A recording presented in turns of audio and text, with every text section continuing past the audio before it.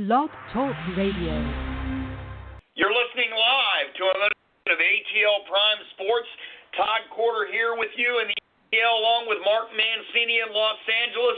Our producer Wayne is in Memphis, Tennessee. JJ is out this week.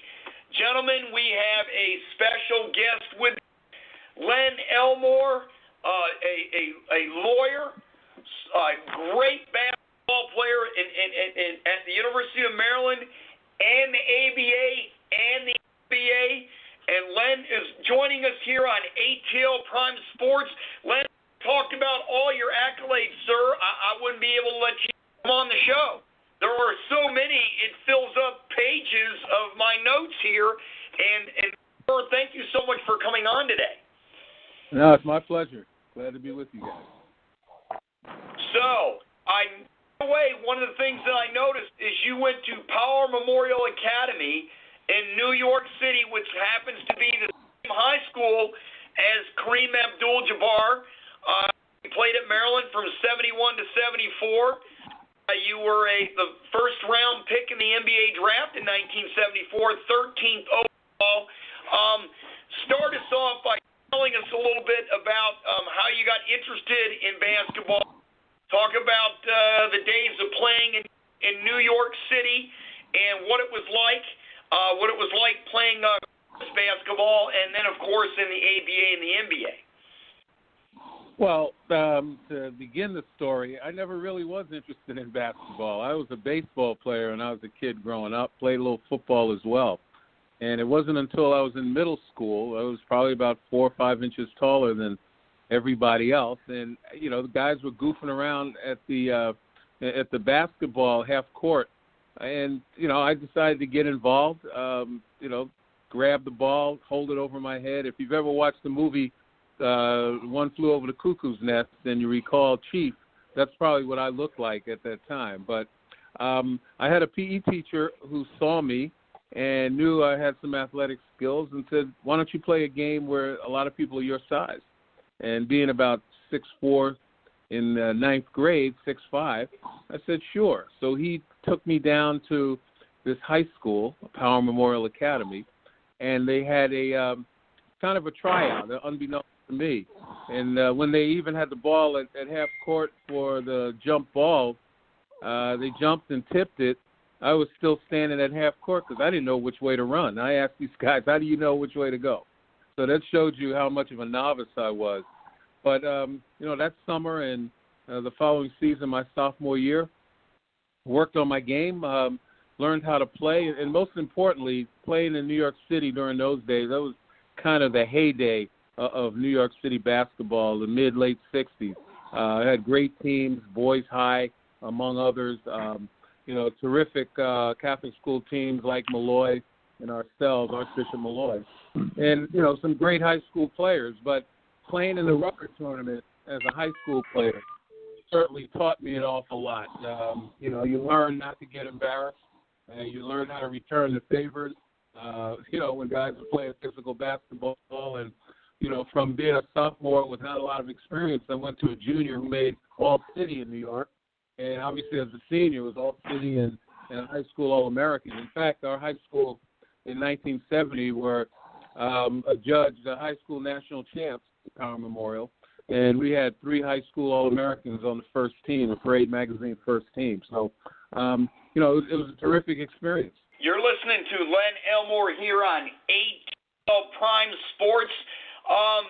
Sir, you graduated from the University of Maryland, College Park. You were a 3-time All-ACC player and an All-American in 1974. You are still Maryland's all-time leading rebounder today in both total rebounds and rebounding average. You were selected to ACC as the 50th anniversary of the men's basketball team. You as one of the 50th players in ACC history. How did you get from when you were young, not interested in basketball, to where you were at the end of your career at Maryland? Well, there was a mantra that I guess I learned from my parents and, from my grandparents, and it was about pride, not failing, to give your effort to succeed in anything that you do. And once I got involved, I wanted to be the best that I could be. Certainly the same thing was true academically, particularly in high school. I had a hero who I read about early who was kind of a Renaissance man. That was Paul Robeson. He was an All-American football player, played in the Negro League Baseball, and certainly was a lawyer, graduated from Columbia Law School, went on to be a human rights activist, outspoken in so many ways for social justice. And I thought that I wanted to be someone like that. Ever since I was a young kid, I wanted to be a lawyer. I used to watch TV shows like Perry Mason, The Defenders, and others. And during the time I was growing up, the civil rights movement was in full swing, the protest against the war in Vietnam, and I felt that the law could be a game changer, and I wanted to be in the parade, not standing on the sidelines watching. So that's that was my motivation, and so from a sports standpoint, it carried over. Well, that's just incredible because you ended up going from there and playing 10 years of professional basketball in the ABA and the NBA. You played with the Pacers, the Kings, the Bucks, the Nets, and you ended up playing for your hometown, the New York Knicks. How did that feel? It was great. Actually, my last 3 years, I played in the metropolitan New York area, playing for the then New Jersey Nets, which was right across the river. It was great because my parents got a chance to watch me play, my mom particularly. My girlfriend, who's now my wife, was a banker, and she was stationed in New York, so had a lot of family around me during those last 3 years. To be able to play in front of them and friends in your hometown is a wonderful feeling. It's probably better that it happened at the end of my career as opposed to the beginning of my career, because there probably would have been too many distractions that, from a lack of to professional maturity, I might not have been able to handle. So the timing worked out great, and, the experiences were wonderful. I had a year left on my New York Knicks contract, but, once that first season was over, the pain in my knee and the age I was feeling, I felt it was time to move on to, the career that I dreamed of. Len, Mark Mancini here from Los Angeles. There's a couple things I want to talk about the NBA, how much it's changed. One, it's almost like a head scratcher to realize nobody's mastered that sky hook from Kareem Abdul-Jabbar all these years watching basketball, and I'll be 60 in November. And the other thing is, the comparisons when you hear some of these people trying to compare Luka Doncic with Larry Bird, I think there's really no comparison these days because when you played the game compared to where it's now, it's almost like night and day. Yeah, you have the driven dudes like the late Kobe Bryant, God rest his soul, and LeBron James, but back then you had guys that just, if it wasn't David Thompson, Larry Bird, probably the best front court I ever saw in basketball with Bird, McHale, and Parrish, and then what Dr. J did, bringing that to Philadelphia and stuff. How is the game changing your, career until it is now, till, what Kareem Abdul-Jabbar meant and the sky hook that nobody seemed to master that yet? Well, Mark, to answer that first question about the sky hook, the interesting part about it is that it started to change, I think, in the mid 80s, where players were taught to keep the ball closer to their bodies. There was a lot of stripping going on, and when guys took that old swinging gate sky hook like Kareem's, sometimes you left the ball out there and you got it stripped. So now they taught you to go straight up with it and have maybe what they call a jump hook. Unfortunately, people didn't realize that there are other ways to be able to get that hook off. I used to shoot a bit of a hook shot as well, not as prominent as Kareem's. But other things that have changed the game, obviously the reliance on the three-point shot. When I played in the ABA, we had the three-point shot, but it was used judiciously. It wasn't used as much as it is today. It opened up passing lanes and driving lanes. It made the ABA game a quicker game. Ultimately, the NBA adopted it. I also think that, as you say, going back to the Doncic-Bird comparisons, that's part of where we are today in journalism and where we are today as a society. Everybody wants to own the moment. And, Doncic, as he is today with today's basketball, is a terrific player. But to compare him to Larry Bird, first of all, how many championships did Larry Bird's team win? How many guys did Larry Bird make better? And quite honestly, how many great players were around Larry Bird to help him, achieve what he achieved? The skill set is a little bit differently. Larry Bird didn't have to dominate the ball like Doncic did because he had those terrific players around him. And as I said, they collectively were winners, and Bird was the fuel for that winning. I think the other aspect of the NBA game is we didn't have as many teams, so therefore the talent was condensed. And so night after night, you were playing against outstanding players. There are so many teams today, when you think about it, even if you add an extra 8 to 10 teams, 15 players per team, those 15 players probably wouldn't have played on any teams in our league. So it's so different. And as I said, I hate comparisons because it's a vastly different type of game, vastly different type of competition. And let me add, the final thing is, the reliance on the three-point shot. I mean, it drives me nuts when I watch NBA games. You can go 7, 8, 9, 10 consecutive possessions, and the big fellas down low don't get to touch the ball. Nobody drives past the three-point line or drives past the key and takes a shot. If they penetrate, they pass up layups, which are probably 80, 90%, or at least getting fouled, to kick it out to 30, 35% shots from the three-point line. And that's analytics. And I think people have gone so far overboard with the concept of analytics, which has allowed people who can't play or who never did play to have a strong impact on the game. And I'm not saying it's bad, but it's just had an impact on the game that's changed the game. And it's not necessarily to my liking, but, I'm just one guy. Sir, let's kind of switch over to college basketball and March Madness. You and I had a little conversation there on Twitter. That's how we ran into each other. Talking about how things have changed today. The Big Ten looked like the ACC when I was watching them run up and down the court in your day, and your response to me was, we did that without the three-point shot.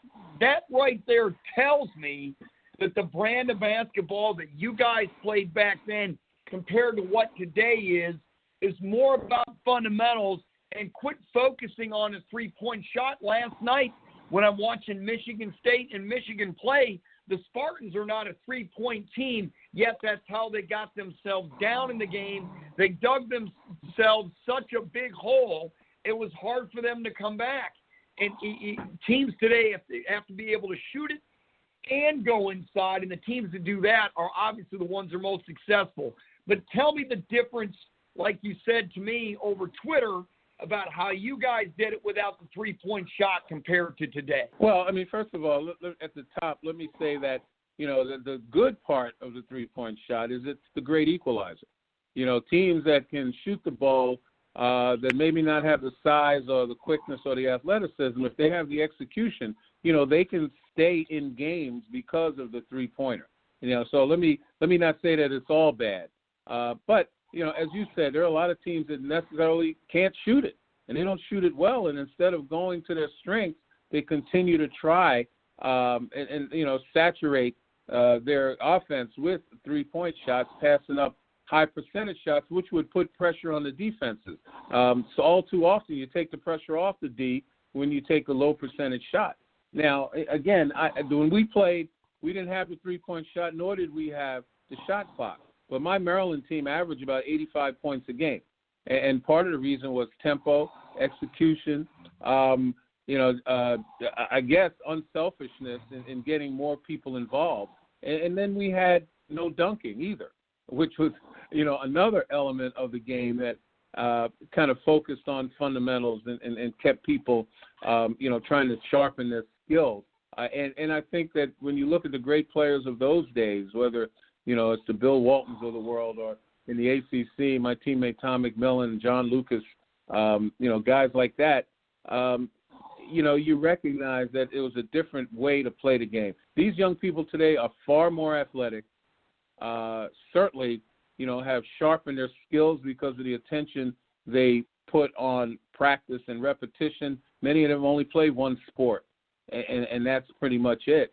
But nevertheless, the understanding how to play and the knowledge of the game, and certainly I think the execution of playing a team game instead of breaking people down off the dribble one-on-one, which is highly entertaining to a lot of folks, but not necessarily efficient. I think that's kind of held back, so much of the entertainment portion of the game. But let's say this, though.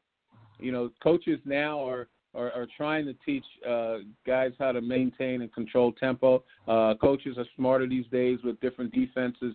So, there's a give and take on both ends. You're listening to Len Elmore here on ATL Prime Sports. Len, now you're right. The players today, great athletes, great fundamental shooters. It's just a totally different game. Now, when you had a great broadcasting career and you could actually see it right from the floor, you did the biggest games in the NCAA tournament. You did them for Raycom and the ACC, I believe, year or two in the Southeast. You did a lot of ACC games.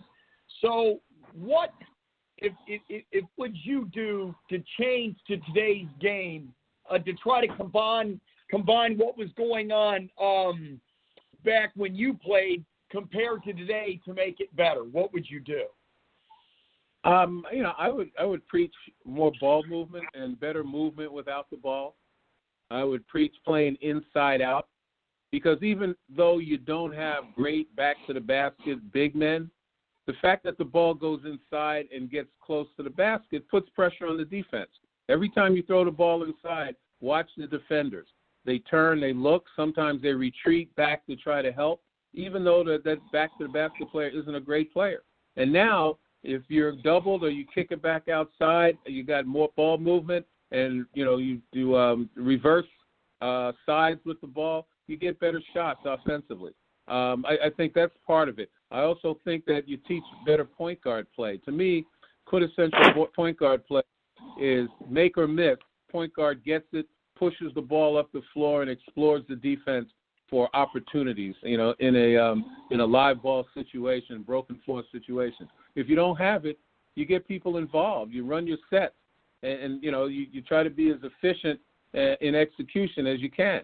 But now with a shot clock, when you get to 10 seconds or less, point guards got to be able to break down the defenses, create for themselves and for others. That's the beginning of it. Certainly there's nuance that you can change. It doesn't necessarily have to be the point guard to break the defenses down.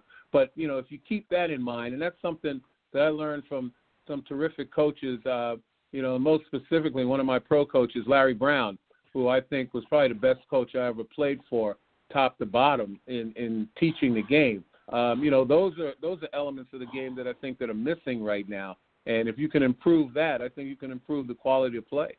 Len, when I was growing up, I'm a Pittsburgh boy, so I can remember the Big East with all those teams in there knocking each other out. It reminded me of the SEC in college football.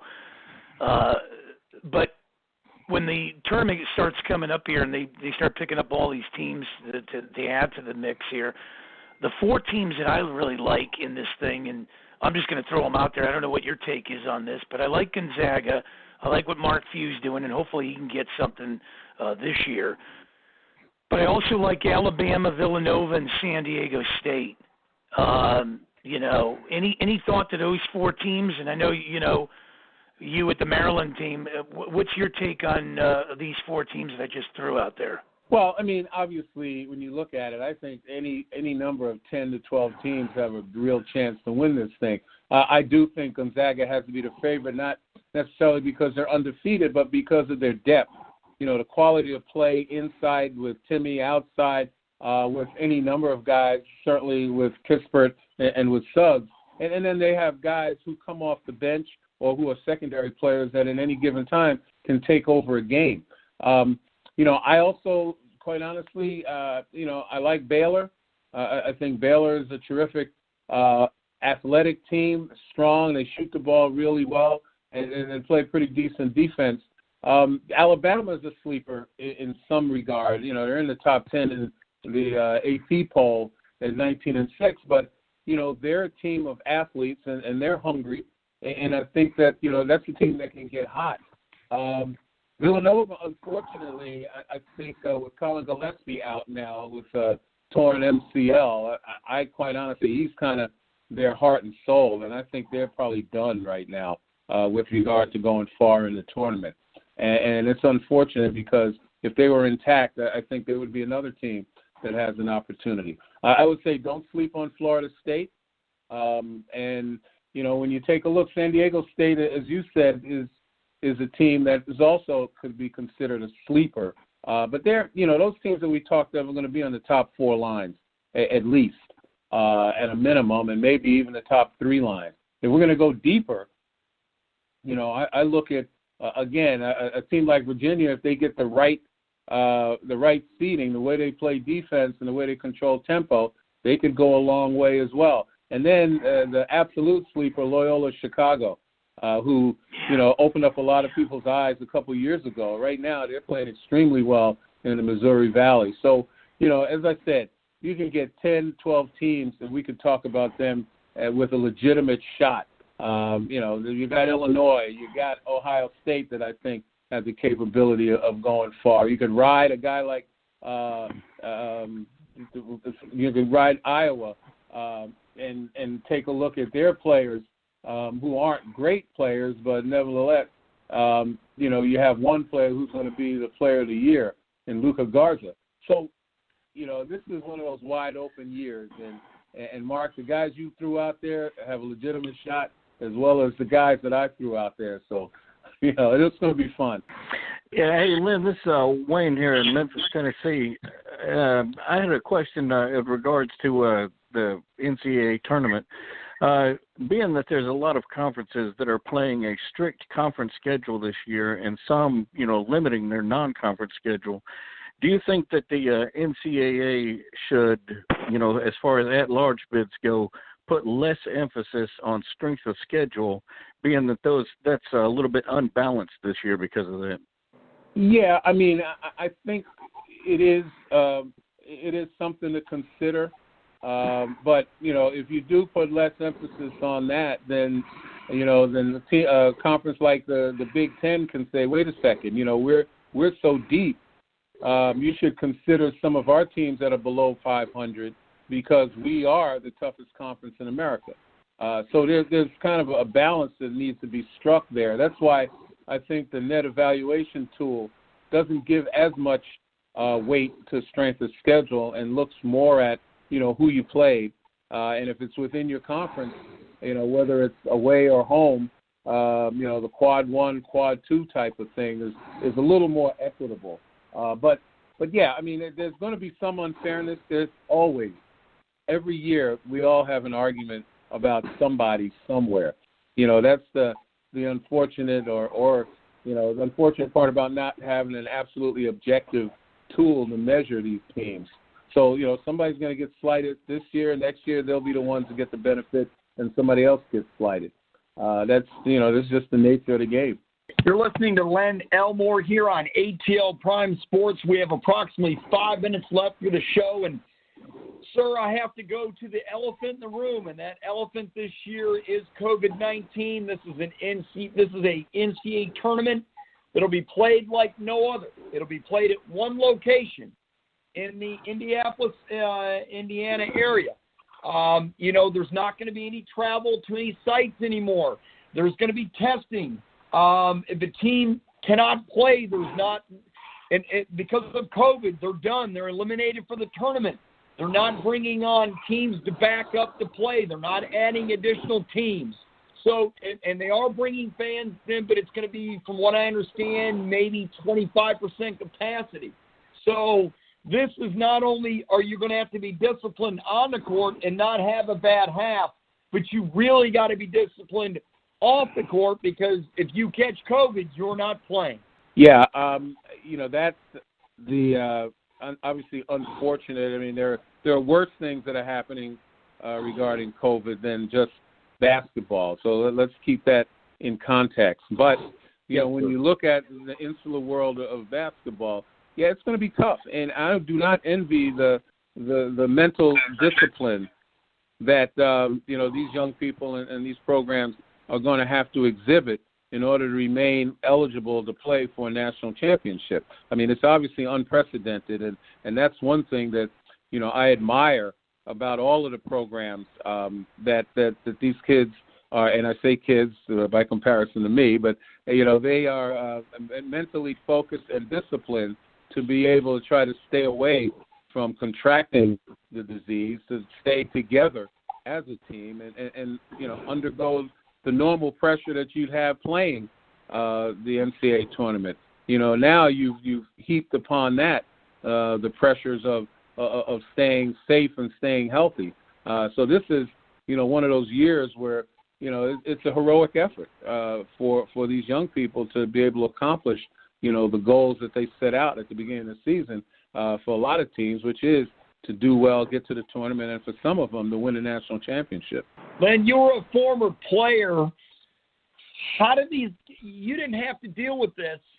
How did these kids do it? How did they, you look at a team like Michigan State who's basically had to play an NBA-type schedule at the end of the season because of the games they had to miss during COVID.